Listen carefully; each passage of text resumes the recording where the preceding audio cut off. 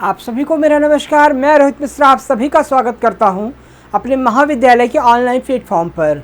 Students, आज हम आपको पढ़ाएंगे fundamental of plant pathology class, और इसके अंतर्गत जो हमारा टॉपिक है वो है क्लासिफिकेशन ऑफ फंजाई, यानी कवकों का वर्गीकरण। ठीक है, तो पिछली क्लास में मैं आपको जो है इंट्रोडक्शन ऑफ फंजाई यानी कि कवकों का परिचय कराया था। आज मैं आपको जो है कवकों का वर्गीकरण यानी कि क्लासिफिकेशन ऑफ फंजाई पढ़ाऊँगा। तो थोड़ा सा मैं फिर से आपको फंजाई के बारे में बता करके तब मैं आगे स्टार्ट करता हूँ। ठीक है, तो सबसे पहले मैं आपको बताया था कि फंगस क्या होते हैं। तो फंगस जो होते हैं जैव जगत का एक अत्यंत महत्वपूर्ण और विविधता समूह है जो पोषण, पारिस्थितिक तथा औद्योगिक दृष्टि से विशेष महत्व रखता है। ये क्लोरोफिल रहित यूकैरियोटिक जीव होते हैं और प्रायः अपघटक यानी डिकम्पोजर, पैरासाइट्स और सिम्बियोट्स के रूप में पाए जाते हैं। कवकों का वर्गीकरण समय समय पर बदलता रहता है क्योंकि नई तकनीकों, विशेषकर आणविक जीव विज्ञान, वे केवल विज्ञान, कहने का मतलब है कि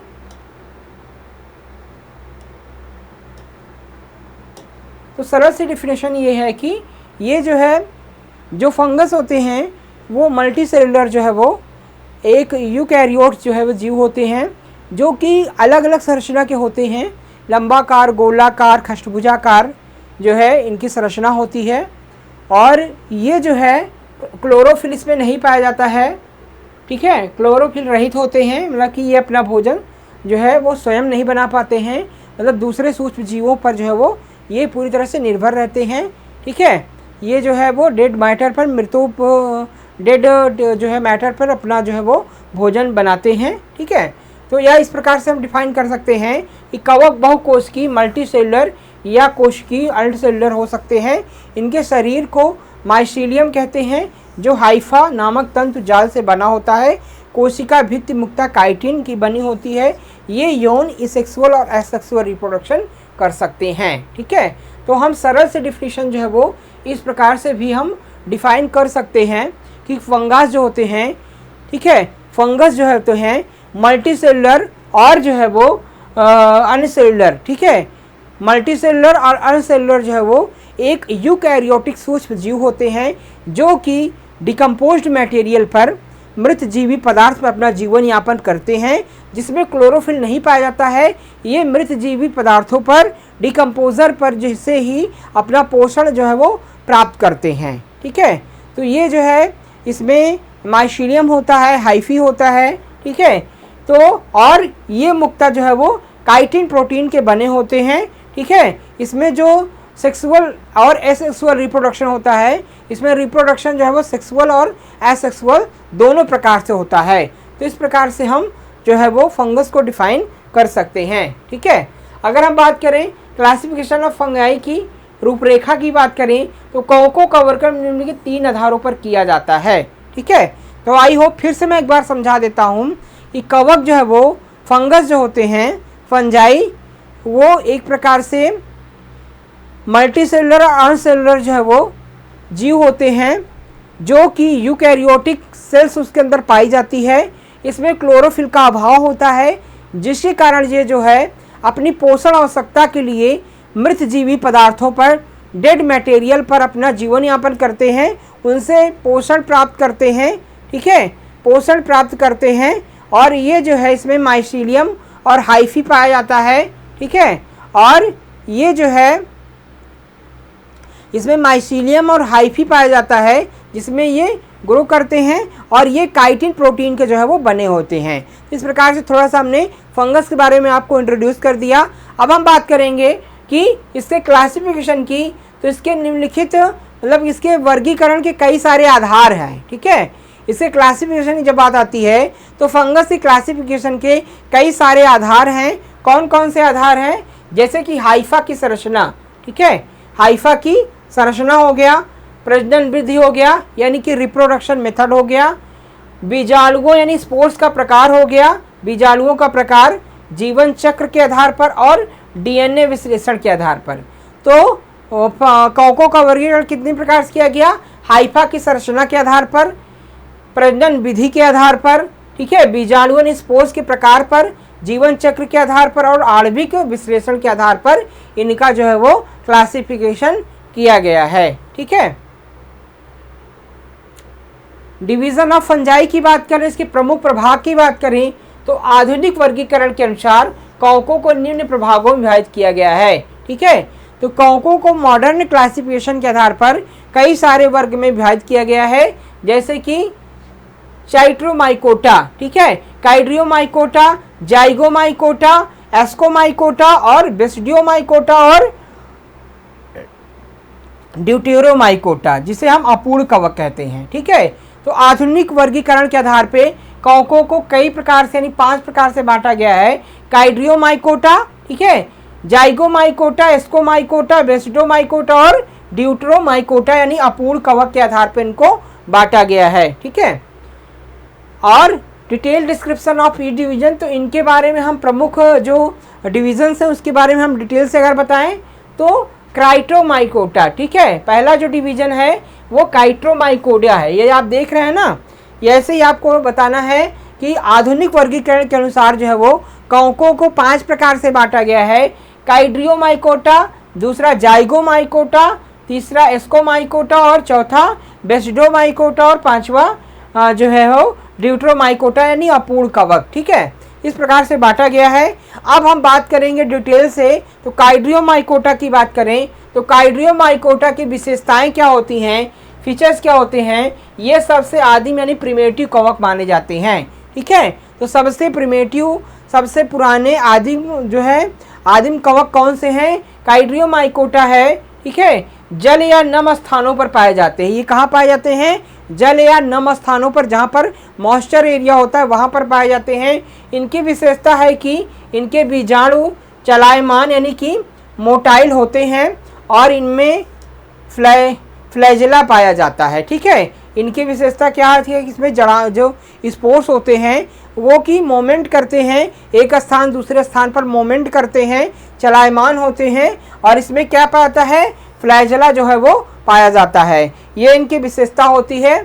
इनके सब डिविजन्स क्या हैं, काइड्रियोमाइकोटा के सब डिवीजन क्या हैं, क्लास कौन कौन से हैं, काइड्रियोमाइसिटीज, इसके ऑर्डर्स क्या हैं, काइड्रियलिस और ब्लास्टोक्लैडियलिस, ये इनके सब डिविजन्स हैं। ठीक है, काइड्रियोमाइकोटा के सब डिवीजन कौन कौन से हैं, ठीक है, ये हैं इनके काइड्रियोमाइडलस और ब्लास्टोक्लैडियस, ये इसके जो है वो सब डिविजन्स हैं। अब दूसरा जो है वो हम दूसरी बात करेंगे क्लासिक के जाइगोमाइकोटा। ठीक है, जाइगोमाइकोटा की जो विशेषताएं होती हैं, इसके क्या फीचर्स होते हैं, हाइफा असेप्ट इन कॉइनको टाइप होते हैं। कैसे होते हैं, असेप्टेड यानी कि कॉइनको टाइप होते हैं। हाइफी जो होती हैं, इनकी जो शाखाएं होती, ब्रांचेस होती हैं, वो किस प्रकार की होती हैं, कॉइनको टाइप होती हैं। ठीक है, असेप्टेड होती हैं। यौन जनन में जाइगोस्पोर्स बनते हैं। कैसे होते हैं, यौन जनन जो होते हैं उसमें क्या निर्माण होता है, जाइगोस्पोर्स का निर्माण होता है। ठीक है, ये अधिकतर सड़ने वाले पदार्थों पर उगते हैं। तो सड़ने वाले पदार्थों यानी कि डिकम्पोजर जो होते हैं, डिकम्पोजर में ग्रो करने वाली जो फंजाई होती है उसे क्या कहते हैं, उसे हम कहते हैं जाइगोमाइकोटा। ठीक है, जैसे हम कहते हैं डिकम्पोजर ग्रो फंगाई, डिकम्पोजर में ग्रो करने वाली फंजाई जो होती है वो जाइगोमाइकोटा होती है। क्या होती है, जाइगोमाइकोटा। ठीक है, तो ऐसी फंजाई, ऐसा कवक जो सड़े गले पदार्थों पर जीवन यापन करते हैं, सड़े गले पदार्थों पर जीवित रहते हैं, उसे क्या कहते हैं, जाइगोमाइकोटा कहते हैं।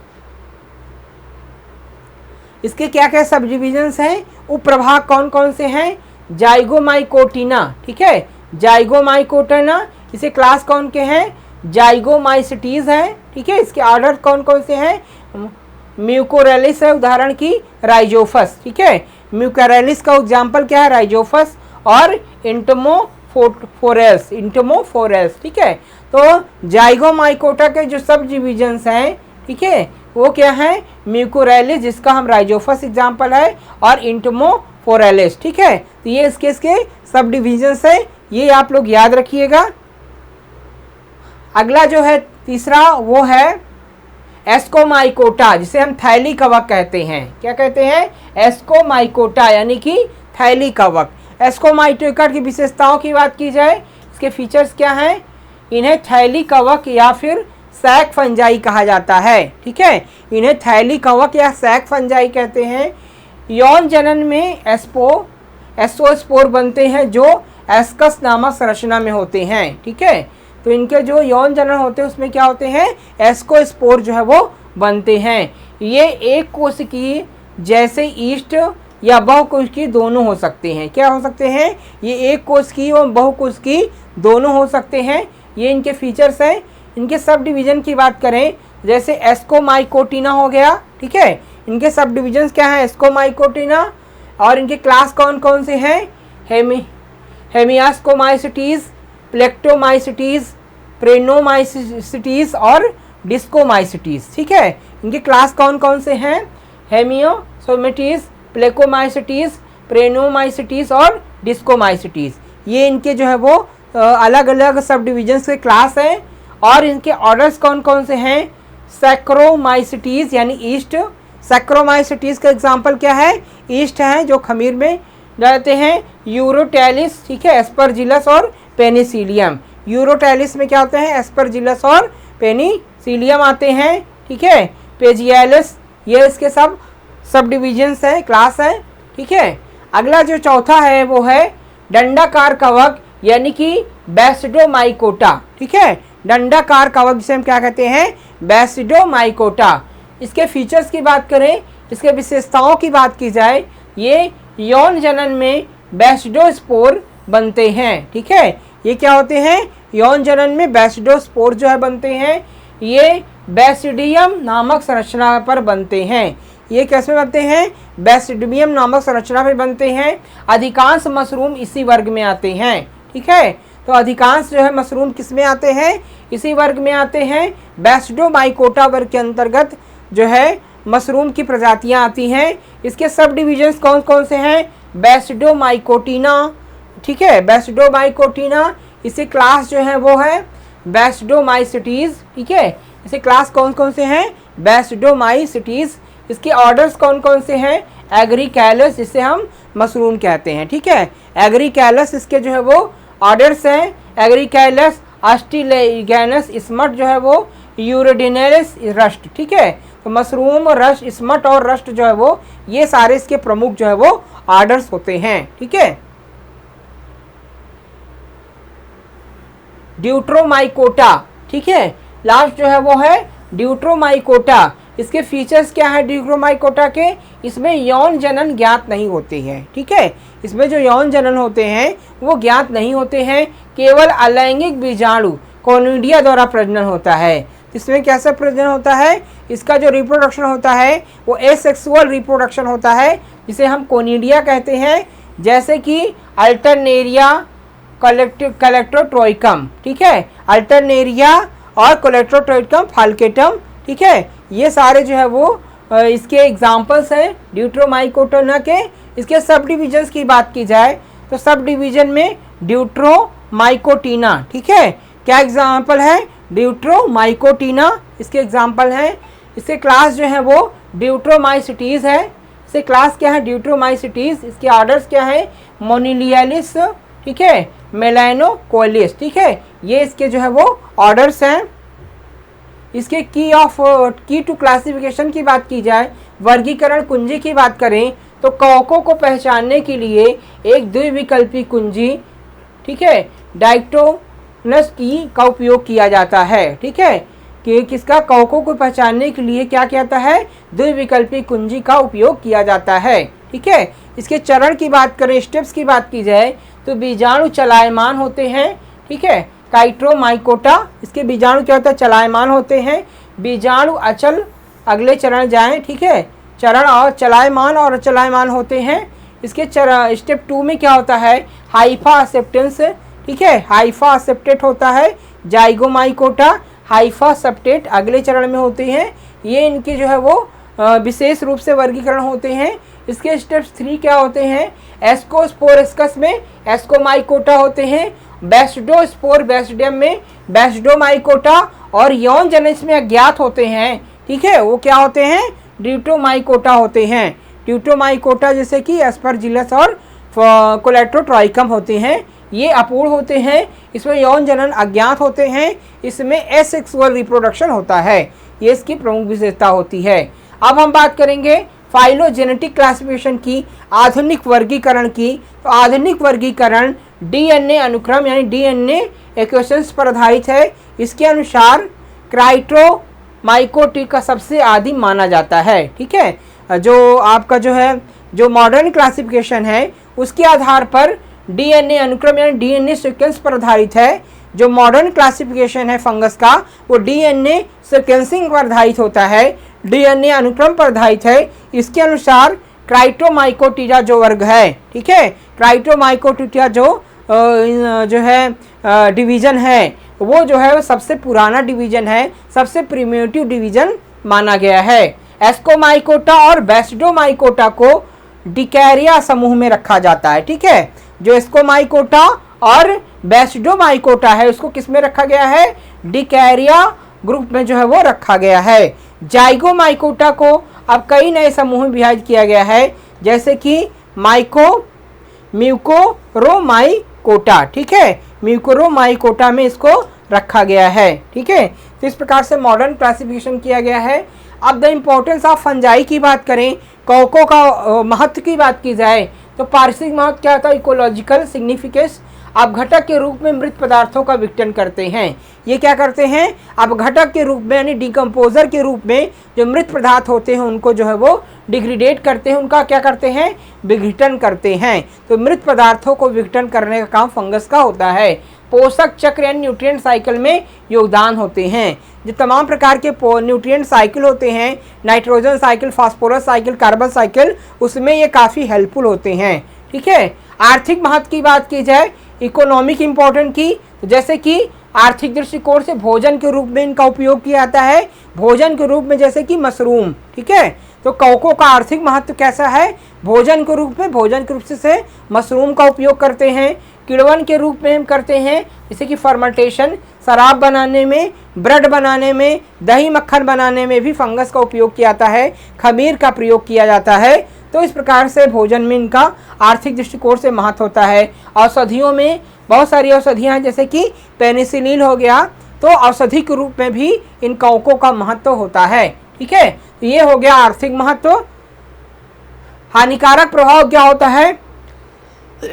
हानिकारक प्रभाव की बात की जाए तो फसलों में रोग उत्पन्न करते हैं, ठीक है। फसलों में ये क्या करते हैं? रोग उत्पन्न करते हैं, जैसे कि रस्ट हो गया, स्मट हो गया, ठीक है। तो तमाम प्रकार के रोगों को ये उत्पन्न करते हैं। और मानव रोग हो गया, जैसे कि कैंडिडियासिस, मानव में भी कई प्रकार की बीमारियां पैदा करते हैं, जैसे दांत खाज खुजली हो गया, कैंडिडियासिस हो गया। तो इस प्रकार से इनका जो है वो जो है हानिकारक प्रभाव भी होता है। तो इस प्रकार से जो है कवकों के कई सारे प्रभाव होते हैं।